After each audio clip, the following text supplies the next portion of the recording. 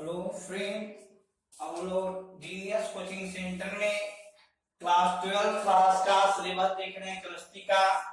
तो 12 क्लास में क्या क्या पढ़ना होता है केमिस्ट्री में आप लोगों को इम्पोर्टेंट है वो हम बताने जा रहे हैं। देखिए, सबसे पहले क्लास स्टार्ट होने के पहले हम लोग को सिलेबस के बारे में जानकारी होनी चाहिए, क्योंकि टाइम रहते हम सिलेबस को कैसे कंप्लीट कर पाएंगे इसकी जानकारी हमें सिलेबस जानकारी रहने से ही हो पाएगी।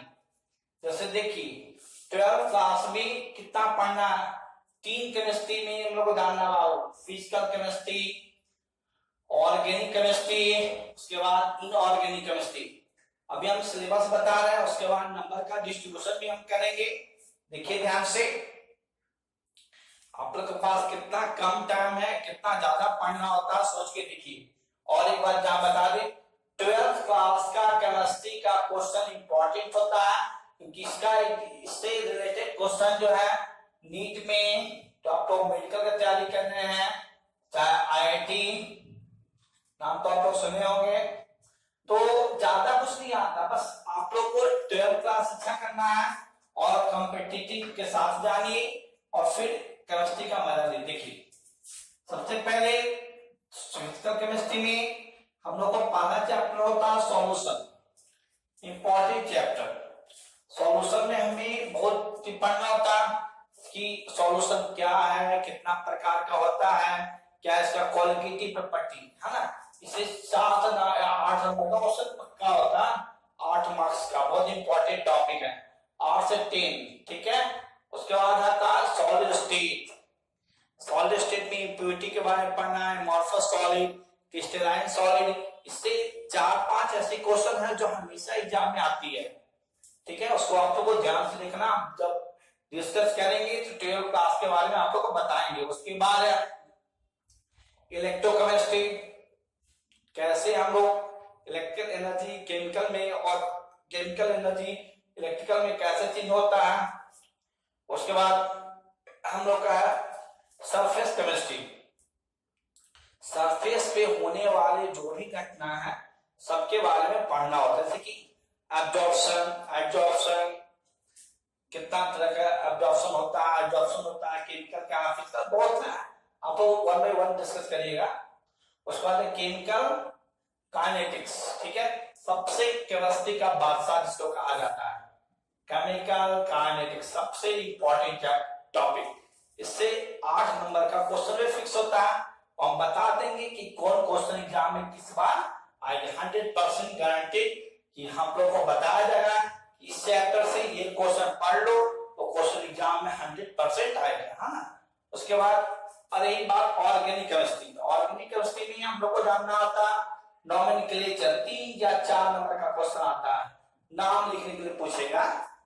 उसके बाद है आइसोमरेज, थोड़ा सा है, 11th में ज्यादा इसको पढ़ना था, लेकिन 12th क्लास में भी इससे आती है कुछ टॉपिक। हाँ, सबसे इंपॉर्टेंट क्वेश्चन आते हैं आपको इंडक्टिव फेट, रेजोनेंस और स्टेबिलिटी। ये जो इंपॉर्टेंट टॉपिक है, जो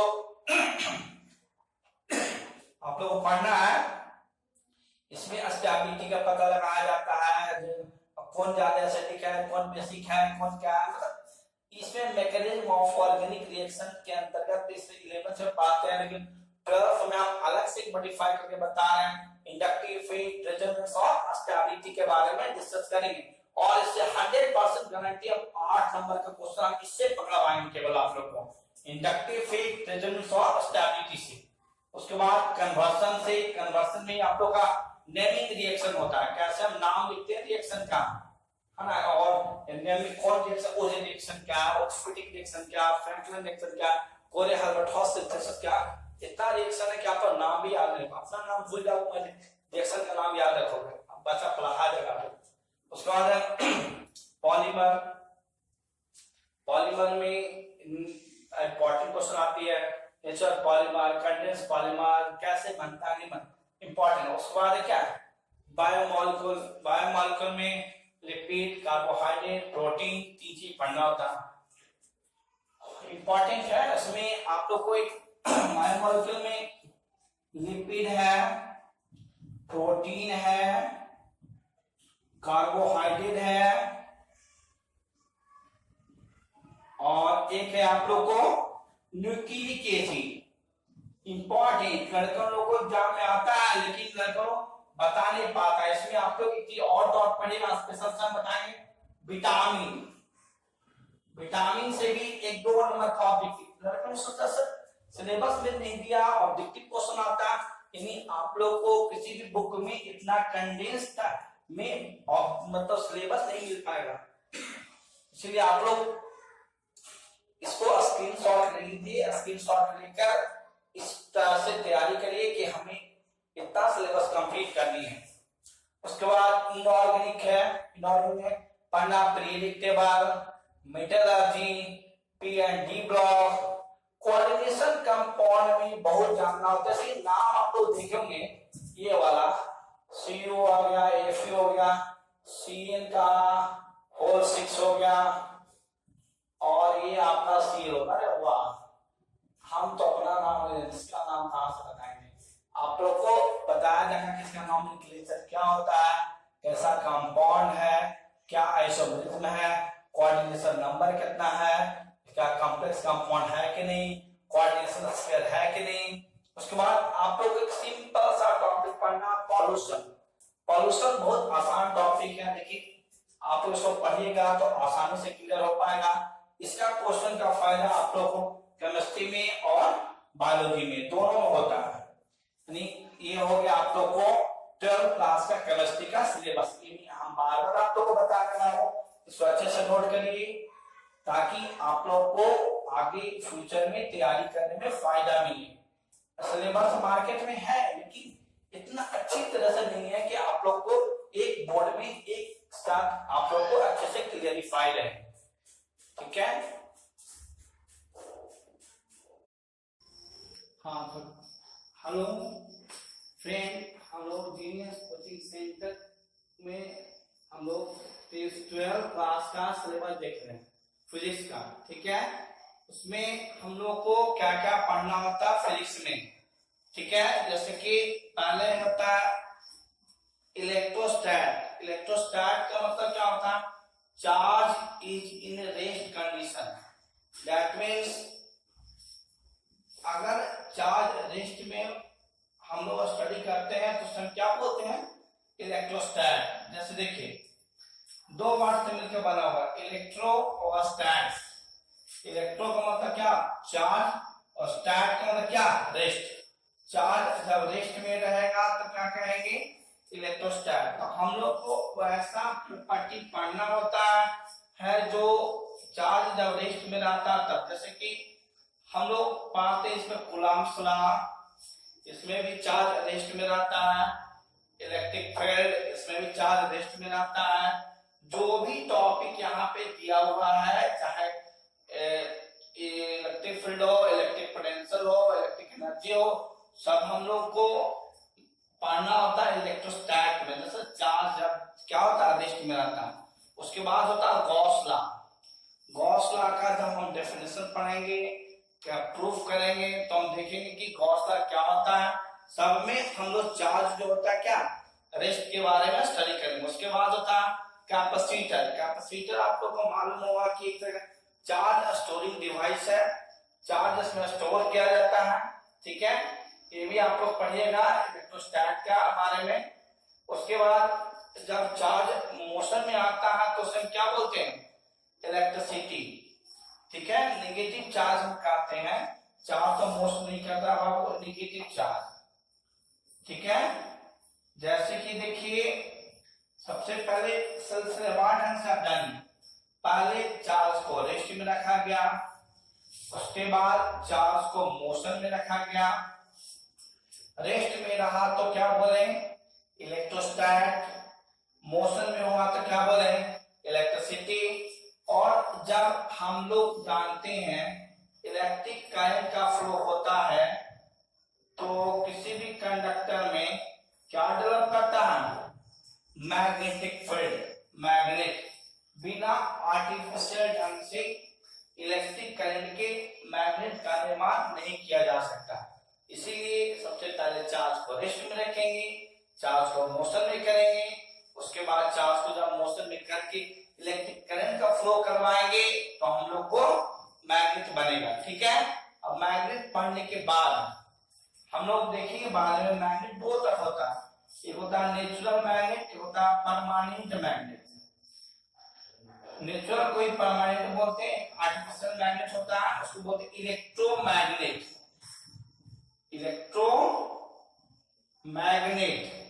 इलेक्ट्रोमैग्नेट का निर्माण कैसे किया जाता है? इलेक्ट्रोमैग्नेट का निर्माण इलेक्ट्रिक करंट का फ्लो करने के बाद होता है। जब हम किसी कंडक्टर में इलेक्ट्रिक करंट का फ्लो करवाते हैं तो उसमें क्या इलेक्ट्रोमैग्नेट बनता है। ठीक है, और इलेक्ट्रोमैग्नेट का उपयोग कहाँ होता है? इंस्ट्रूमेंट में, जैसे कि अगर बात करें जनरेटर, मोटर, ट्रांसफार्मर, जो भी हम लोग को इलेक्ट्रिकल डिवाइसेस होता है सब में यूज होता है किसका? मैग्नेट का। कौन मैग्नेट का? इलेक्ट्रोमैग्नेट का। इसीलिए अब आप लोग को थोड़ा थोड़ा समझ में आ रहा होगा कि जैसे हम लोग सबसे पहले पढ़ेंगे इलेक्ट्रोस्टैट, चार्ज रेस्ट में हो गया, चार्ज को फ्लो करवा दिए तो क्या हो गया? मोशन हो गया, तो मोशन क्या बोले? इलेक्ट्रिसिटी। उसके बाद इसका इलेक्ट्रिक करंट का क्या अफेक्ट होता है कंडक्टर पे, तो क्या बनता है? मैग्नेट। इलेक्ट्रोस्टैट, इलेक्ट्रिसिटी और मैग्नेट, और तीनों का एप्लीकेशन हम कहाँ करते हैं? इंस्ट्रूमेंट में। कौन सा इंस्ट्रूमेंट?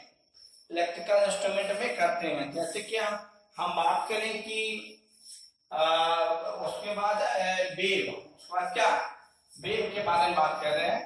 तो वेव क्या होता है? इलेक्ट्रिक वेव, जैसे कि साइन वेव क्या है? Instantaneous wave. जैसे कि जो भी ये सर्किट होता है, हम बात करें जैसे कि सिंगल फेज सर्किट और एक होता है three phase circuit. Single phase circuit में आर, एल और सी। आर को हम बोलते हैं रेजिस्टेंस और एल को बोलते हैं इंडक्टेंस और सी को बोलते हैं कैपेसिटेंस। तो ये तीनों वेव कैसे जनरेट होता है? मतलब आर रहेगा तो बोलेंगे प्योरली रेजिस्टिव सर्किट। उसके बाद अगर इंडक्टेंस रहेगा तो प्योरली इंडक्टिव सर्किट। कैपेसिटेंस रहेगा प्योरली कैपेसिटिव सर्किट। तो हम लोग देखेंगे उसके बाद वेव। वेव में ये सर्किट देखेंगे, सिंगल फेज और थ्री फेज। उसके बाद हम लोग वेव पढ़ने के बाद हम देखेंगे कि ये ज्योमेट्रिकल ऑप्टिक्स एक टॉपिक होता है जिसको हम लाइट कह के आप लोग समझ सकते हो। ज्योमेट्रिकल ऑप्टिक देखिए, इसको लाइट कहा जाता है। 10th क्लास में आप लोग लाइट पढ़े थे, उस लाइट से इस लाइट में थोड़ा सा अंतर है कि इसमें एडवांस लाइट पढ़ा जाता है, जैसे कि refraction,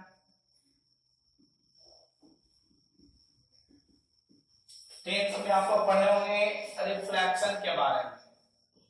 what do mean by refraction? Refraction क्या होता है? Bouncing off light towards medium, that is called refraction. लेकिन 12th में हम लोग को पढ़ना रिफ्रैक्शन के बारे में। रिफ्रैक्शन क्या होता है, कितना तरह का होता है, कैसे रिफ्रैक्शन होता है, इसमें लेंस के बारे में जानना है और लेंस से रिफ्रैक्शन कैसे होता है। उसके बाद हम लोग डेविएशन, इंपॉर्टेंट टॉपिक है डेविएशन एंड डिस्पर्सन। डेविएशन किसे कहते हैं और डिस्पर्सन किसे कहते हैं, कैसे dispersion without deviation, deviation without dispersion. इससे 8 नंबर का क्वेश्चन एग्जाम में पक्का आता है इसी टॉपिक से, डेविएशन और डिस्पर्सन से। लेंस मेकर फॉर्मूला, ह्यूमन आई, ठीक है, और एक ऑप्टिकल इंस्ट्रूमेंट। ऑप्टिकल इंस्ट्रूमेंट भी इसमें हम लोग को पढ़ना। ऑप्टिक मतलब लाइट, तो ऐसा इंस्ट्रूमेंट जो लाइट से काम करता है। ठीक है, उसे हम क्या बोलते हैं, ऑप्टिकल इंस्ट्रूमेंट। हम बाद में आप लोग को डिस्कस करवाएंगे, जैसे कि थोड़ा सा देख लें यहाँ पे ऑप्टिकल इंस्ट्रूमेंट। देखिए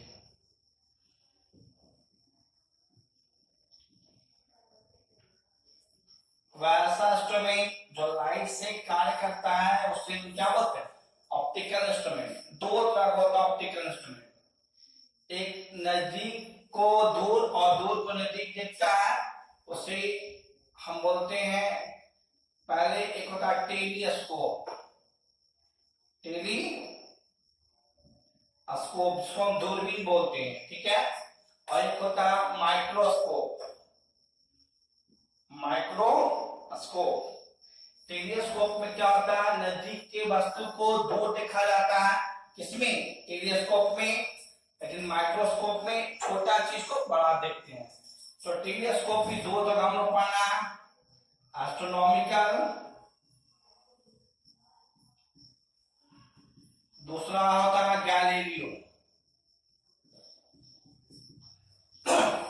उसके बाद माइक्रोस्कोप में भी दो तरह का माइक्रोस्कोप पढ़ना, एक पढ़ना सिंपल माइक्रोस्कोप, एक पढ़ना कंपाउंड माइक्रोस्कोप। तो ये कैसे होता है, कैसे बनता है, इसका हम मैग्निफिकेशन कैसे निकाल पाते हैं, ये हम लोग को जानना है, ठीक है। उसके बाद आप लोग का एक टॉपिक होता है और लास्ट में मॉडर्न फिजिक्स, इंपॉर्टेंट टॉपिक है। आप लोग देख लिए, सिलेबस पहले याद होगा तो हम आराम से सिलेबस को पढ़ पाएंगे। जैसे देखिए एक होता है मॉडर्न फिजिक्स, मॉडर्न फिजिक्स में आप लोग को इंपॉर्टेंट टॉपिक पढ़ना होता है सेमीकंडक्टर के बारे में।